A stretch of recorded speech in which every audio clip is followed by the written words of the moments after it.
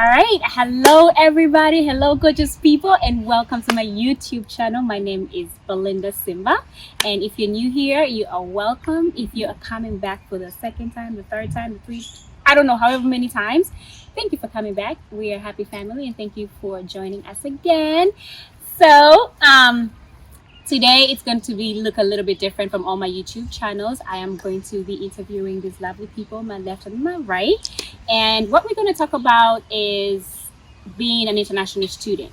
I came here, originally from Uganda in East Africa, and I just wanted to know what it feels like, or just to even educate those who would love to come to America for international for school anyways. Okay, so when I started my search, I basically went into Google and I knew I wanted to do finance, so I decided to search for business schools in Massachusetts. And a lot of stuff popped up. I put in my details, and I was lucky to have Hult Business School reach out to me. When they did that, it was like they were kind of honestly bombarding me with information on, the school and their offerings and their different campuses around the world. And so like it caught my attention. And so after that, I asked my sister, I asked a couple of people. Health is actually really popular in the UK. So a lot of people said good things about that, about the school. And so I decided to go with it. I have to admit that the process was seamless. Like there's somebody to hold your hand through every step. That's awesome. Of the process, and hopefully other schools do the same. But that's pretty much how I got into Halt. They held my hand through everything, through financing and whatnot, and made my process really seamless to get into the school. So that's how I finally settled on Halt International Business School. Good job, House, because I've not had the same for other colleges. So good job, House.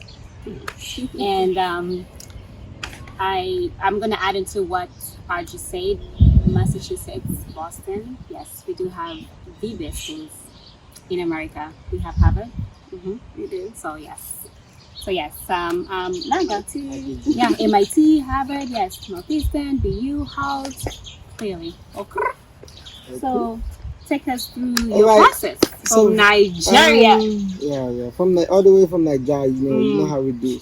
But unlike Audrey, we don't get chosen. I think you have to be pretty special for them to reach out to you, because we will search. So that's just how it is. But I don't want it to seem like I'm repeating a lot of the things she said, but a lot of the processes that she went through are much like the process that I went through. So when you apply, they actually give you an international student advisor that kind of holds your hand through everything.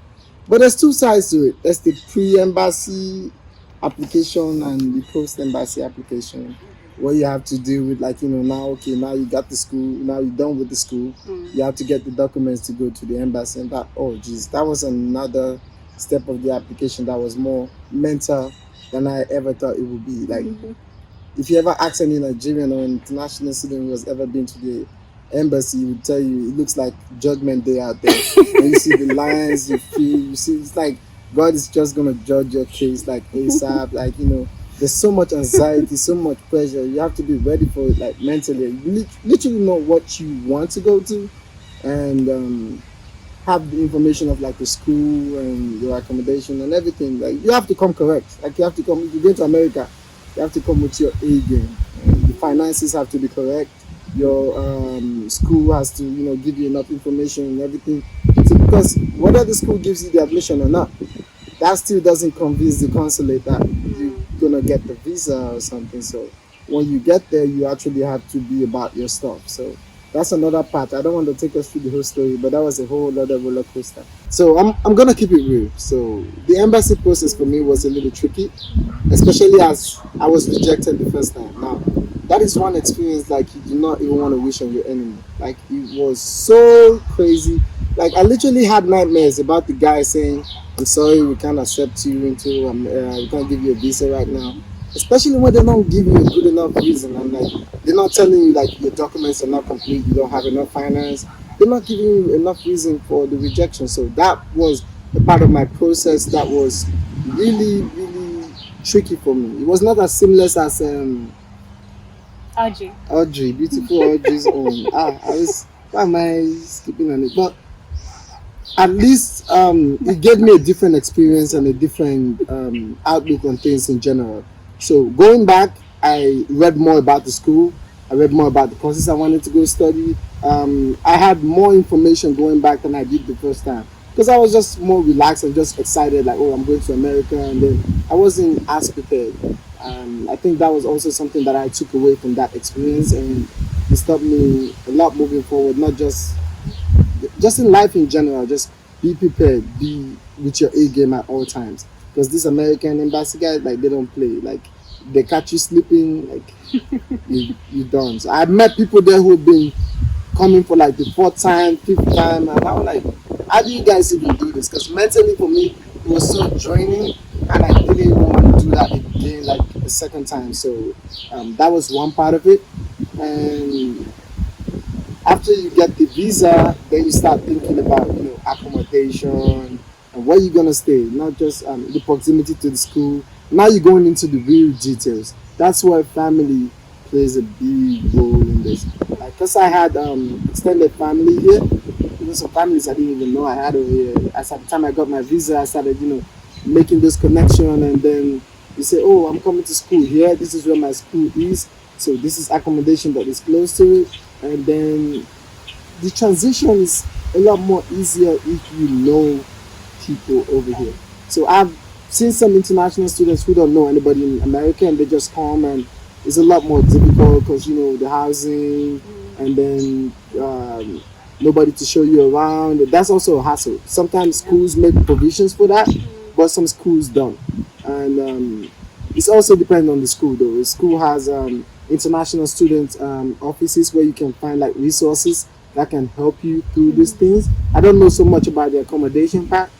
I think for most part, for my school, you have to go out and source accommodation for yourself. Some schools they provide that. So yeah, as long as you have money though, money is also a big factor. Though. If you have enough money can make the world go round. So if you have enough money, a lot of things will work your way, but they are more on the expensive side. But for us, we we like to keep it simple. Not that we didn't have some money to try around there. We have a little, thank God. But family played a big part for the accommodation part as well.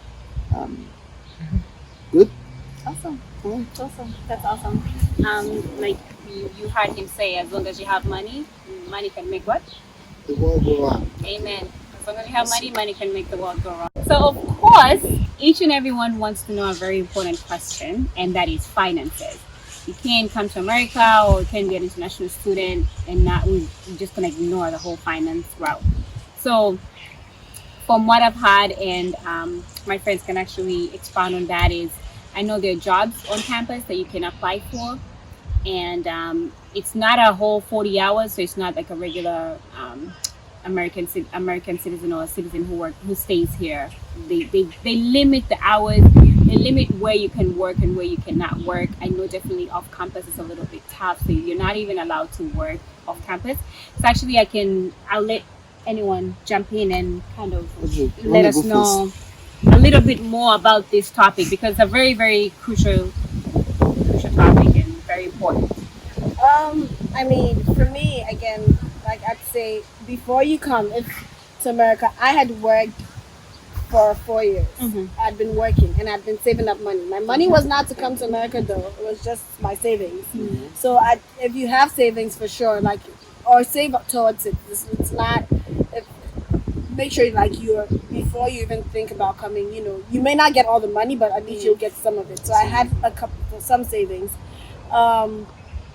Apply for scholarships. Audrey, this savings is obviously going towards your spending money, towards your tuition. That's towards my tuition. Yeah. So for me, I spent my savings was for, like, my spending on my living expenses. Yes. There are scholarships out there. I really tried several times to get scholarships from my country, from here. It wasn't as easy as I thought, but I applied for the scholarships in the school. I needed to write some essays. I was eligible for some of the scholarships, so I applied for that. I got 10,000 off. Just spent 10,000, but hey, pretty good. That's a lot. I did that, and then I was lucky again to have my school kind of direct me to this financial institution that gives loans to international students. It was called Empower. I think they changed their name, but it was called Empower. And it wasn't. It's not linked to the school. It's just they just kind of directed us that this is a resource that you can use.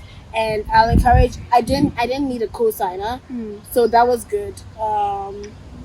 So I'd like I said, I would encourage people to look into that, look into Empower. The interest rate was quite high. I had a majority of my fees paid off by my dad, and then I took a portion of it with Empower. With Empower as well, you can request. So I requested for this amount, but they decided to give me what they thought that I could pay off. Yeah. And then my dad covered the rest.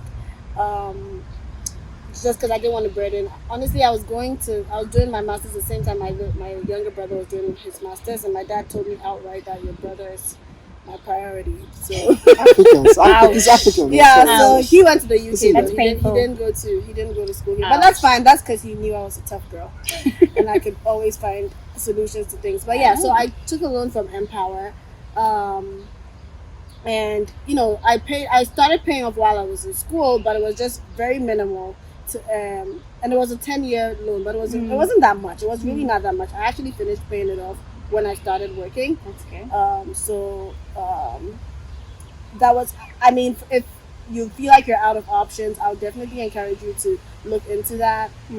But before you do that, just look at all the other options that you have, scholarships in here in America and even in your home country. Some countries actually do give scholarships depending on the program that you're studying. So I was doing finance, which wasn't highly funded, but then if you're doing like a tech or science or technology and whatnot, there are a lot of options in your home country that you can explore.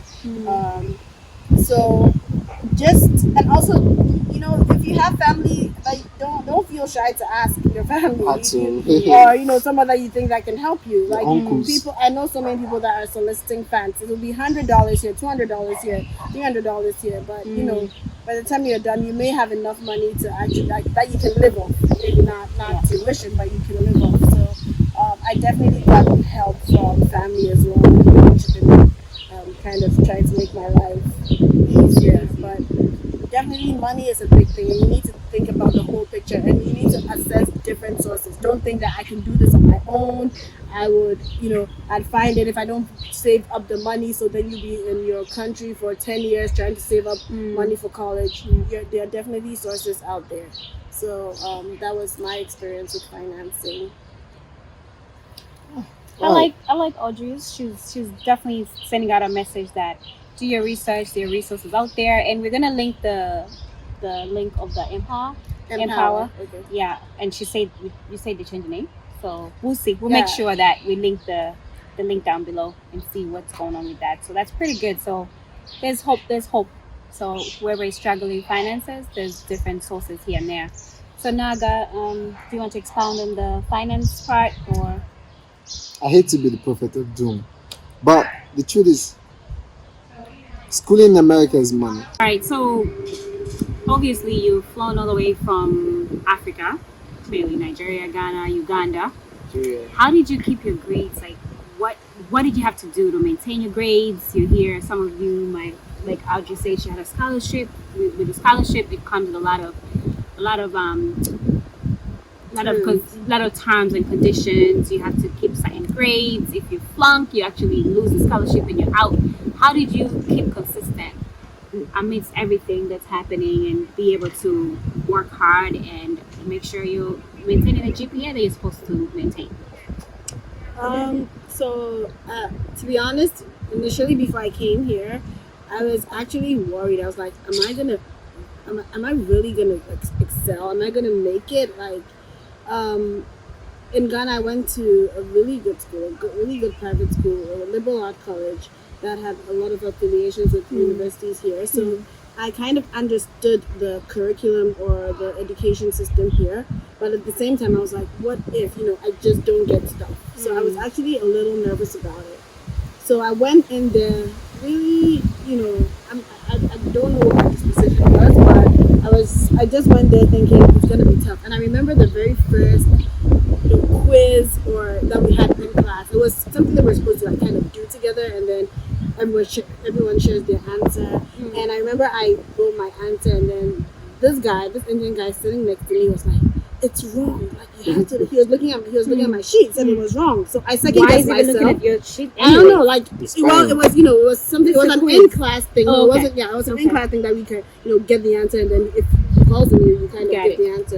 And I second guessed myself, and I went with what he had written, and I was right. And I was like, oh my god, like I really shouldn't have listened to him. But honestly, throughout for me the course was pretty simple. I did a master's in finance. All my housemates did international business. I remember several times where I would be sleeping. I'd wake up to go get water. Sleeping in class, guys. No, Don't do that. I'd wake up to go In get school, water. don't do that. And they're literally like sitting down, studying, writing papers and everything. I'm like, what are they teaching you guys? Like, I feel like it's really simple for me. But Don't do that. again, I had experience in the finance industry before I came, and my master's was in finance. So it was a lot of application. It was like the book knowledge of the things that I was applying. And to think that when you're working, sometimes you're like, oh, they'll never teach you these things in school. It really was what I'd been doing in work at work. So honestly, it was pretty.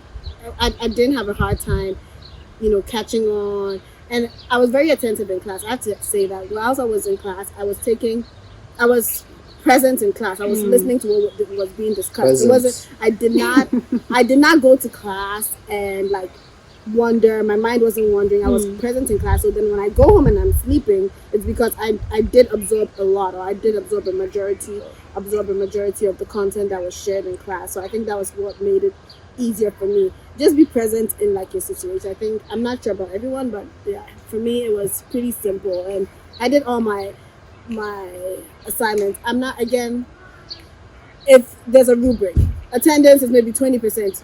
I mean, Yes. you don't make sure you go to class. If that's easy 20%, that's free 20%. Yeah. Participation is maybe 25%. You answer one or two questions, let the professor know your name. That's it. You're done. That's the one or two questions. So just know the What do you have, know like, where 45 right there? know what okay, fine. I'm scared the exam may be tough, but the exam is only 30%. That means you can still pass the course. So just the parts that are easier to make, or the percentages that are easier to collect and accumulate, just do that. Go to class, participate in class, do all your assignments, don't be late on assignments, and get do the easy parts, and then I think that it should be easy for you to at least pass, even not, if not excel, but at least pass. So just rig the system. I always say there are people that don't know how to write exams or don't know how to pass things because they're failing on the easier things that they should that they could have been passing, and then they're going to like now struggle with the exam. But if you have by the time you're supposed to write exam is only 30%, you already have your 70%. Then if you don't excel in the exam, then you still have the chances of passing the course. So be smart about it. Be smart. So Audrey did not find the whole curriculum hard. All right, so Audrey, tell me about your hurdles. I think for me, I'll just touch on two of them because we can go on and on Okay. about the hurdles, but basically finding a community. You're moving out of your comfort zone, moving out of your home, moving out of where you grew up, coming here, finding a community. You did not go to school. You did not start school here. You don't have friends. I mean, hopefully you'd get people to say, oh, I know a person in Massachusetts. I know this person. But honestly, if it wasn't through Halt, if I didn't find my housemates through Halt, I think I was going to really struggle with finding a community. I still feel that I still need that sense of community. And everybody shows you the good parts of, you're going out. And sometimes you'll see a lot of people in pictures, with so many people, and they barely even know the people in the pictures. You know what I mean? Like, it's just for the gram. It's just for the gram, but they're gonna go. They don't know they don't know the person's number and whatnot. It's not as glorious as it is. as they make it look on the gram. So you need to be really careful about that. Actually, having friends and having a sense of community was a big thing for me that I feel that I wouldn't say I struggle with. I do have friends, but I feel like it was not as seamless as I wanted that to be. And Naga had spoken about the job situation, and that's a big thing as an international student. Not that no one wants to hire you, but then the fact that you're going to be working on OPT, which is a 1 year work permit after you come to school, they're like, I don't want to hire you because after a year you're going to leave us. And so it's not that you're not qualified, but at the same time you need to find like the right fit, somebody who wants somebody temporary or something like that. So you'd apply and apply and apply. I'll just encourage everyone to know that you will find something. It may not be exactly what you want, but you'll definitely find something. And I was lucky, honestly. I was really lucky to find the job that I did, but it's really not that easy. It's really not easy. So just brace yourself for that. Brace yourself for that job, and you need to network. You really, really need to network, because that's one thing that I feel. I don't know about everybody else, but it was not something that came to me naturally. I still don't network that much, but sometimes you really need to talk to people and let them know, because the only way someone can help you is if they know what you're going through. So all this is part of the growth that I feel that I got moving here into America. So That was good. That was good. And we are about to wrap this up, but before we do, I'd like for you to tell me any advice in one sentence, and also Audrey, the advice that you can give anybody out there trying to come to America, applying to schools or coming here. What would you tell them, or what would you recommend for them to do? I mean, you've already said a lot, but just maybe like a message of hope, or maybe someone who did not get into school and they want to try, they think they can try it again. What would you tell them? Like, what would you say? Yeah, I'll make this really short, and there's so much advice that you can give someone, but I think I'm really leaning towards the do your research. Really, really do your research before you come. That's something that I'd say. You can learn a lot of other things when you get here, or from people that you know, but do your research, especially where you want to settle, where you want to go to, and make sure that you're making the right decision for you. It would be very heartbreaking to come and feel like you made a mistake, having to pay all that money. Make sure that the decisions that you make sit well with you, makes you sleep at night. Don't rush it. Don't rush it. Just do your research. That's one thing that I tell everyone. That's awesome. How about you, Naga? I'm not big. Let me just go to that. Like I do, but do your research, and also finance. I know you probably hear me say the finance thing a lot, but it's true. America runs on money.